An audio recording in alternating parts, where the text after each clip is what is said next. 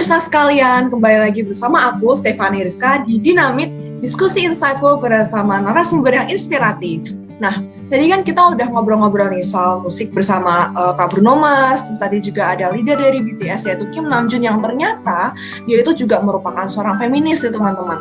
Oke, masih ngomongin tentang hal yang berhubungan dengan feminis, berikutnya kita bakal ngobrolin topik yang lebih serius nih, yaitu tentang feminisme. Sekarang aku udah ditemenin sama dua orang narasumber dari Universitas Katolik Parahyangan Bandung yang sekarang sedang menempuh program pendidikan hubungan internasional. Nggak usah lama-lama lagi, langsung aja kita sambut Kak Angelique Ivy dan Kak Kesha Regina. Halo semuanya, apa kabar? Hai Stefani, kabar baik nih. Makasih banyak loh udah ngundang kita berdua ke acara ini.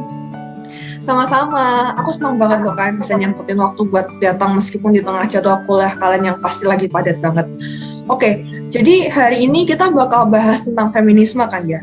Pertama-tama kalian bisa jelasin dulu nggak ke pemirsa, apa sih feminisme itu dan sebenarnya munculnya karena apa?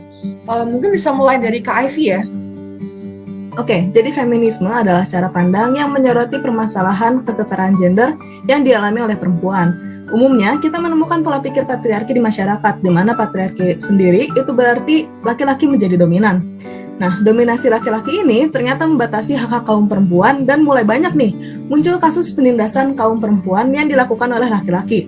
Makanya, pada abad ke-19 dan abad 20, muncul gerakan feminisme yang dicanangkan oleh Elizabeth Cady Stanton yang memiliki motif untuk memperjuangkan hak-hak kaum perempuan. Oke, jadi sekarang kan kita udah tahu nih dasar-dasar teorinya. Mungkin sekarang bisa dijelasin ya, atau diperkenalkan nih, siapa sih pencetus teori feminisme ini?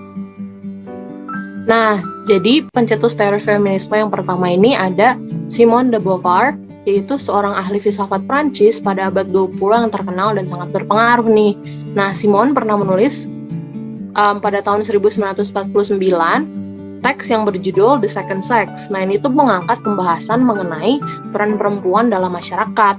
Nah, ada fun fact nih, ternyata pada tahun 1980-an, pendekatan feminisme ini udah dilakuin nih dengan cara ngadain seminar mengenai gender dan hubungan internasional. Ada lagi nih tokohnya, yaitu Cynthia Enloe. Beliau berpendapat kalau misalnya perempuan itu biasanya ditempati pada pekerjaan-pekerjaan kelas bawah seperti bersih-bersih, mencuci, memasak, dan melayani. Gak hanya itu aja, beliau juga berpendapat kalau misalnya gender itu punya peran penting dalam dunia seperti ekonomi politik internasional. Oke, berarti beliau-beliau ini berjasa banget ya buat mengangkat peran dan derajat wanita. Nah, tentunya kalau suatu teori itu pasti nggak bisa perfect gitu, pasti ada kekurangan dan ada kelebihannya juga. Kira-kira kalian bisa jelasin nggak kekurangan dan kelebihan dari teori feminisme ini? Nah, jadi feminisme ini pasti itu membuat adanya kesetaraan gender dong. Nah, jadi ini bisa membuka kesempatan yang lebih besar bagi wanita dan juga bisa memperkokoh hak asasi manusia yang udah ada.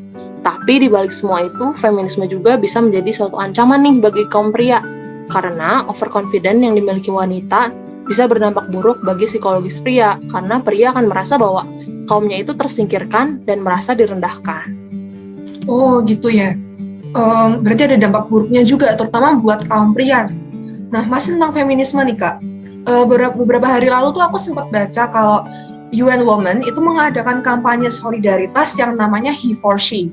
Dan baru-baru ini, tanggal 27 Mei 2021 kemarin tuh mereka mengadakan summit untuk merayakan perjuangan mereka dalam menuntut kesetaraan gender.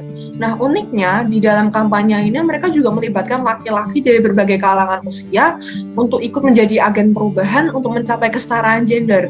Nah, kalau menurut kalian nih sebagai orang-orang yang paham dan ngerti tentang feminisme, kalian melihat kampanye ini tuh kayak gimana sih?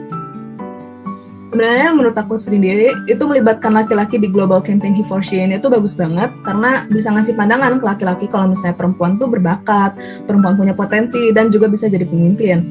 Di samping itu, kampanye ini juga jadi bukti kalau misalnya perempuan dan laki-laki bisa saling bekerja sama untuk menciptakan hubungan sosial yang lebih baik lagi. Kerennya lagi nih, campaign ini tuh nggak cuma untuk perempuan aja, tapi juga untuk kaum LGBTQ+. Wah, berarti tujuan dari kampanye ini bagus banget ya, Pak. Dan harus dilanjutkan gitu. Tapi gini, kalau kita lihat sekarang, realitas sekarang di masyarakat nih, kayaknya tuh masih banyak miskonsepsi feminisme gitu. mungkin ada sebagian dari masyarakat yang melihat feminisme itu sebagai sebuah gerakan atau sebuah upaya untuk membuat laki-laki itu terlihat sebagai musuh untuk dikalahkan. Menurut kalian gimana nih, Kak? Nah, benar banget nih, Steph. Ini juga yang menjadi kekhawatiran kita. Gerakan feminisme itu sebenarnya bukan gerakan untuk membenci, apalagi untuk menyingkirkan laki-laki. Tapi gerakan ini itu untuk menuntut kesetaraan gender supaya perempuan bisa memiliki hak yang sama dengan laki-laki dalam berbagai aspek. Contohnya nih, dalam aspek hukum. Kalau kamu perhatiin lagi nih ya, seringkali kasus-kasus yang melibatkan perempuan itu lama banget nih penyelesaiannya atau urusannya itu bisa dipersulit. Nah, masalah-masalah semacam ini tuh emang harus kita tuntaskan melalui gerakan feminisme. Masalah yang lebih besar itu dapat terjadi ketika masyarakat berpikir bahwa feminisme itu udah gak dibutuhin lagi. Karena mereka menganggap saat ini tuh derajat perempuan sudah setara dengan laki-laki. Padahal kenyataannya kalau misalnya kita lihat lingkungan sekitar kita atau kita baca di berita nih, perempuan tuh belum diperlakukan setara dengan laki-laki.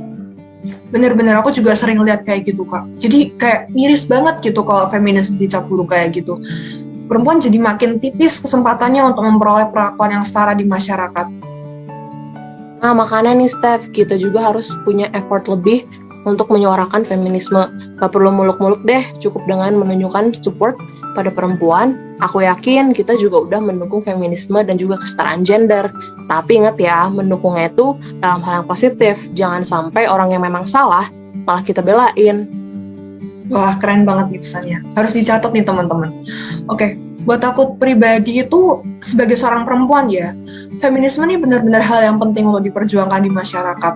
Sebenarnya aku juga punya harapan besar nih buat UN Women dan campaign He for She supaya bisa lebih semangat gitu dalam perjuangan kesetaraan gender dan bisa mencakup atau reach ke semua orang, karena perjalanan untuk mencapai ke goalnya tuh masih jauh gitu.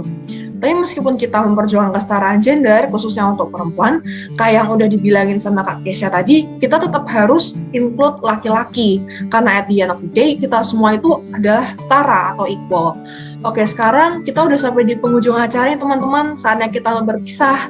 Sebenarnya aku pengen bilang makasih ke narasumber-narasumber kita, Kak Ivy dan Kak Kesha, atas insight-nya hari ini karena udah menyempatkan waktu untuk datang di podcast hari ini. Semoga kuliah kalian lancar terus ya. Dan gak lupa makasih juga buat teman-teman yang udah nonton podcast hari ini. Sampai jumpa di podcast Dinamit berikutnya. Dadah!